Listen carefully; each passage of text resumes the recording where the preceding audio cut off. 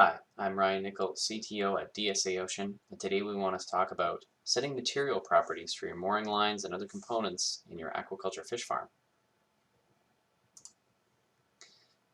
When we looked at the fish farm mooring we've been putting together so far, the fish farm generator does not so far include all of the material properties for the lines. There's a number of things you can do to get started with this though. If you check out the manual through ProteusDS Simulation Toolbox and View Manual, that'll take you to our website. There's lots of information and guidance on specifying material properties for the lines. But as a shortcut to this, we also have a beta utility, which you can get to under Help and visit Beta Utilities page.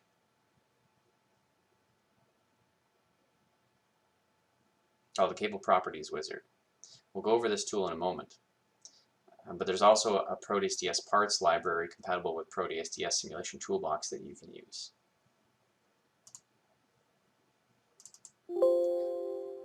The Cable Properties wizard is designed to help you generate the ProteusDS Simulation Toolbox compatible properties while going through the fields as if you're looking at the spec sheet for the rope that you're looking at.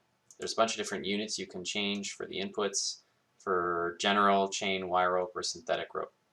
When you have the parameters in place and click Generate, you can copy and paste these parameters into your ProteusDS Simulation Toolbox project. So go Add Feature, Decable Segment, My New Rope, highlight everything and paste it over in that. Save. Remember, the other thing that you can do is import material properties from your other simulation projects too. So if you go Import Feature, and if I pick one of my other fish farm projects,